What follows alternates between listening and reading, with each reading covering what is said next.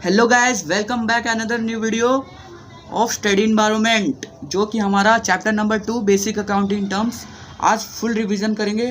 क्योंकि वीडियो बनाने के लिए बहुत इंतज़ार कर रहा था, क्योंकि वीडियो बहुत दिनों लग गए मुझे यार इसको सोचने में क्या क्या एग्ज़ाम में इंपॉर्टेंट है, क्या क्या एग्ज़ाम में आ सकता है। उसको मैंने चूज़ करके मतलब एकदम आई थिंक 20 टर्म्स मैंने लिखा है चूज़ करके। इस टर्म बहुत ज़्यादा इंपॉर्टेंट है, क्योंकि ये मतलब एक तरीके से कह सकते हो क्रैश कोर्स है। और ये मैंने चूज़ करके लिखे, जो भी इंपॉर्टेंट टर्म्स है, अकाउंट, इवेंट, ये सब जितने भी है मैंने सारे के सारे टर्म्स लिखे हैं। तो वीडियो बहुत इंटरेस्टिंग होने वाली है। वीडियो को शुरू करने से पहले लाइक कमेंट शेयर कर दो, अगर नए हो तो प्लीज़ सब्सक्राइब कर दो और बेल आइकन को प्रेस कर दो। चलिए इसी के साथ शुरू करते हैं। तो गाइज, हमारा पहला टर्म है बिजनेस ट्रांजेक्शन। बिजनेस ट्रांजेक्शन पहले हम समझेंगे बिजनेस क्या है। बिजनेस एक इकोनॉमिक एक्टिविटी है, जो कि आर्थिक क्रिया है, जिसका मतलब होता है गुड्स को बेचना या फिर सेल करना अपने प्रॉफिट के लिए। उसे कहते हैं हम business. Buying of goods and selling them for profit.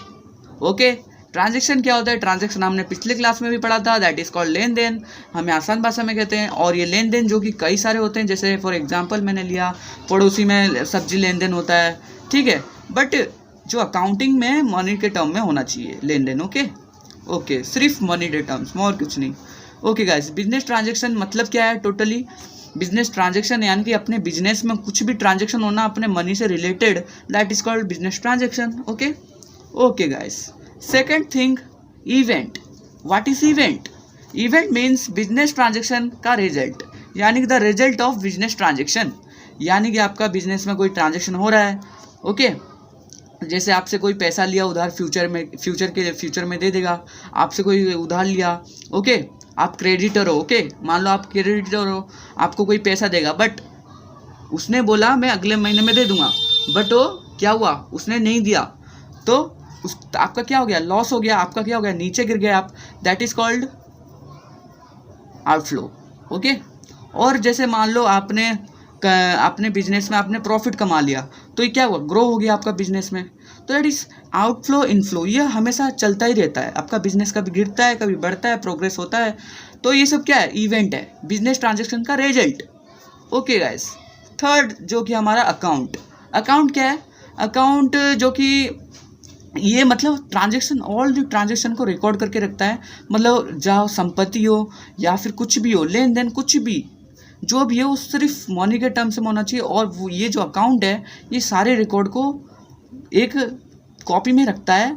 Okay, देखो अकाउंट में भी 2 types, debit account, credit account, ठीक है। क्रेडिट अकाउंट मतलब क्या होता है?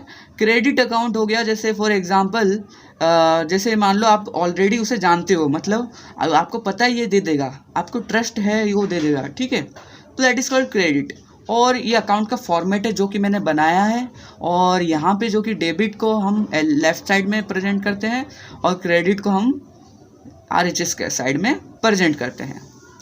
और क्रेडिट को हम शॉर्टकट में CR कहते हैं, डेबिट को हम DR कहते हैं। और देखो अकाउंट को कैसे बनाते हैं, ये इस साइड होगा डेबिट, यानी कि जैसे फॉर एग्जांपल आपका राशन का दुकान है और कोई मतलब बाकी ले लिया, मतलब ठीक है। ओके गाइस, राशन का दुकान है, फिर उसके बाद क्या हो गया, उसने बाकी ले लिया, बट फिर उसने बोला कि मैं नेक्स्ट मंथ पे दे दूंगा, तो वो दे ही देगा आपको। फ्यूचर में लिया है तो राशन का वो दे देगा। तो ये दैट इज कॉल्ड डेबिट। ये इस साइड लिख लिया और इस साइड लिख लिया जो कि क्रेडिट। और उसका अमाउंट कितना लिया है, कितना दिया है, वो लिख दिया आपने। तो ये जो कि अकाउंट का प्रेजेंटेशन है। और ये जो कि हमारा थर्ड स्टेप था अकाउंटिंग में। देखो मेन बात आपको बताऊं, अकाउंटिंग सिर्फ पार्टिकुलर एक हेड करता है।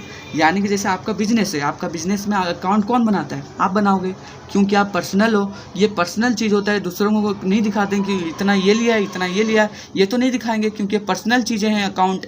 तो दैट इज़ कॉल्ड एक हेड पार्टिकुलर बनाता है। ये जो कि कौन बनाते हैं? ये हेड बनाते हैं, जो कि अपना बिजनेस का हेड। ओके, तो हमने ये फर्स्ट 3 चीज़ें समझे। अब देखते हैं नेक्स्ट फोर्थ कौन सा है। फोर्थ दोस्तों ये है, फोर्थ है हमारा कैपिटल। तो दोस्तों कैपिटल क्या है? Capital means amount invested by its owner. यानी कि कैपिटल जो इन बिजनेस का ऑनर होता है, वो जो ऑनर है उसने क्या किया, अपना जो मनी है इन्वेस्ट किया अपने बिजनेस में, उसका कहते हैं कैपिटल। जो मतलब बिजनेस में जितना पैसा आपका खर्च होता है, इन्वेस्ट करते हो शुरुआत में, उसको कहते हैं कैपिटल। इसको हम दूसरे नाम से भी जानते हैं guys, internal liabilities, internal liabilities. Okay, तो फिफ्थ है हमारा एक्सपेंसेस। एक्सपेंसेस क्या है दोस्तों? एक्सपेंसेस वो है invest of money in producing और selling of goods is called expenses. Okay, यानी कि इन्वेस्ट ऑफ मनी, यानी कि मनी को इन्वेस्ट करना किस पे? प्रोड्यूसिंग में, बनाने में, या फिर सेल करने में जो खर्चा आता है, इन्वेस्ट करते हो अपना मनी को, that is called expenses. Okay guys, जैसे फॉर एग्जांपल आपने कोई लैपटॉप लिया, लैपटॉप खरीदा, वो लैपटॉप आपने 40,000 में खरीद लिया, ठीक है, वो क्या हुआ, आपने मनी को इन्वेस्ट किया अपने बिजनेस के लिए, that is called expenses. Okay, उसके बाद रेवेन्यू। रेवेन्यू क्या है? Amount receive from sale of goods is revenue. Okay, जैसे फॉर एग्जांपल आपने अपने बिजनेस के लिए सेल करने के लिए अपने बिजनेस में एक लैपटॉप खरीदा जिसका अमाउंट था 40,000, बट रेवेन्यू में मतलब मान लो किसको वो लैपटॉप, जो लैपटॉप आपने खरीद कर लाए 40,000 में, उसको आपने 50,000 में बेच दिया, that is called revenue. Okay, seventh income. तो गाइज इनकम और रेवेन्यू, गाइज आप रेवेन्यू और इनकम दोनों सेम चीज़ पकड़ लेते हो, बट रेवेन्यू डिफरेंट है और इनकम डिफरेंट है। क्या डिफरेंट है मैं बताता हूँ।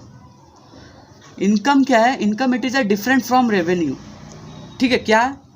जैसे रेवेन्यू मैंने लैपटॉप का एग्जांपल लिया था, फॉर एग्जांपल मैंने आपने 40,000 का खरीद के लाया, मतलब सेलिंग करने के लिए अपने लैपटॉप को 40,000 में खरीद के लाया, that is called expenses for business. Okay, revenue क्या किया? रेवेन्यू में आपने 40,000 का जो लैपटॉप है 50,000 का आपने बेच दिया। उसके बाद इनकम। अब देखो इनकम कैसे निकलेगा? इनकम वैसे निकलेगा जो आपने जितना आपने रेवेन्यू माइनस एक्सपेंस। रेवेन्यू कितना था? 50,000, एक्सपेंस कितना था? 40,000, यानी कि रेवेन्यू टोटली जितना कॉस्ट आपने कमाया 50,000 था, और एक्सपेंस क्या था? 40,000 जितना आपने खर्च किया था लैपटॉप में, और जो माइनस करके जो निकला वो था हमारा इनकम। क्या है? इनकम। इनकम यानी कि रेवेन्यू माइनस एक्सपेंस, यानी खर्चा, मतलब इसमें जो इतना आपने कॉस्ट किया 50,000 माइनस खर्चा। Okay, that is called income. तो ये हमारा इनकम हम समझ गए होंगे। अब नेक्स्ट हम समझते हैं जो कि हमारा ये टर्म। गाइस कुछ ज़रूरी फार्मूला उसको प्लीज़ नोट डाउन कर लो, क्योंकि पेपर में काम आएंगे।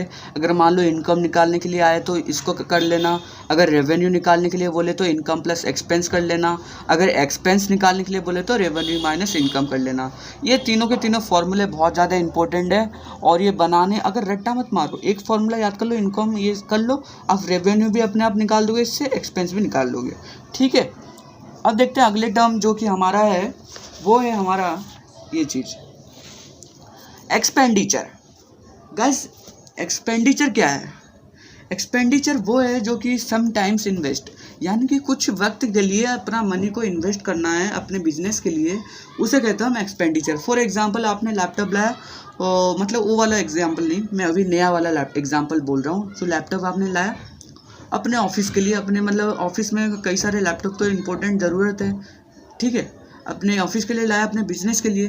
तो उस लैपटॉप को आप थोड़ी ना आज लाया कल आप मतलब ख़राब हो जाएगा फिर फेंक दोगे, ये तो चीज़ नहीं है। वो तो कम से कम आई थिंक 4-5 ईयर्स तो चलेगा लैपटॉप। तो ये जो कि समटाइम्स कुछ वक्त के लिए आप इन्वेस्ट कर रहे हो मनी, ठीक है, ऐसा नहीं कि कंटिन्यू आप सेल मतलब इन्वेस्ट कर रहे हो, ऐसा तो नहीं है।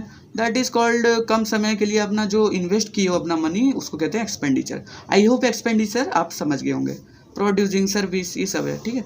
अब देखो लायबिलिटीज़ क्या है? लायबिलिटी यानी कि सिंपल भाषा में बोलूँ तो रिस्पॉन्सिबिलिटी, यानी कि जिम्मेदारी, यानी कि इसमें क्या है? मनी गिव, मतलब यानी कि जैसे मान लो आपने कहाँ से किससे उधार लेके आए हो, पैसा मनी लेके आए हो, ठीक है, क्रेडिटर से, सपोज क्रेडिटर से आपने पैसा लेके आए हो, उसको फ्यूचर में दोगे, ठीक है। तो आपको जिम्मेदारी बनती है, रिस्पॉन्सिबिलिटी बनती है कि आपको देना तो पड़ेगा, क्योंकि जैसे उधार लाया वैसे आपको देना तो पड़ेगा, ठीक है, क्योंकि उसका भी बहुत कुछ इंपॉर्टेंट होगा तभी तो आपसे मांगेगा, ठीक है। आपको जिम्मेदारी है जो कि आपको देना तो पड़ेगा, तो इसको कहते हैं लायबिलिटीज़। ओके, अब लायबिलिटीज़ जो कि 2 टाइप्स होते हैं, लॉन्ग टर्म लायबिलिटीज़ यानी कि फिक्स लायबिलिटीज़, या फिर दूसरा है करेंट लायबिलिटीज़। ये क्या चीज़ है देखो मैं बताता हूँ। लॉन्ग टर्म जो कि लायबिलिटीज़ है ये जो कि मतलब फिक्स होते हैं। फिक्स यानी कि नाम से क्लियर है, फिक्स है यानी कि आप इसे जानते हो, अपने से मतलब आपके रिश्तेदार होते हैं सब, ठीक है। जैसे मान लो आपने अपने मामा के लड़के को पैसा दिया, वो आपको बोलाएगा दे दूंगा, जैसे पैसा मिलेगा दे दूंगा 12th मंथ में, 1 साल में दे दूंगा। तो आप इस पर क्या हो, ट्रस्ट किए हो, तभी तो आपको लौटा देगा, ठीक है। ये क्या है, लायबिलिटीज़, मतलब फिक्स्ड लायबिलिटीज़, ठीक है। दूसरा है हमारा करंट लायबिलिटीज़। करंट लायबिलिटीज़ वो चीज़ है जो कि 12th मंथ में देना होता है, 12th मंथ या फिर 12th मंथ से थोड़ा सा कम, या फिर 12th मंथ एक्यूरेट देना होता है। 12th मंथ से ज़्यादा नहीं होना चाहिए क्योंकि लॉन्ग टर्म हो जाएगा। तो ये जो कि करंट लायबिलिटीज़ ऐसा चीज़ है जो कि आपको सिर्फ 12th मंथ या फिर 12th मंथ से कम जो कि आपको पैसा लौटाना होता है, उसे कहते हैं हम करंट लायबिलिटीज़। ओके, अब देखते हैं 10th टर्म जो कि क्रेडिटर। व्हाट इज़ क्रेडिटर, जिसे हम फ्यूचर में पैसा देना होता है उसे कहते हैं क्रेडिटर।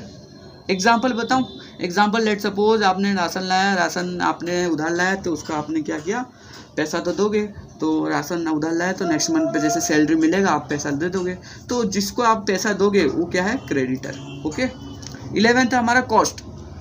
कॉस्ट क्या चीज़ है, बहुत इम्पोर्टेंट, इतना ईजी है। जहाँ से आप मतलब राशन का दुकान था, राशन से दुकान से आपने क्या किया, सामान खरीद के लेकर आए, विच इज़ मटेरियल, और इसके बदले में आप क्या दोगे, पैसा दोगे, तो क्या है, कॉस्ट है।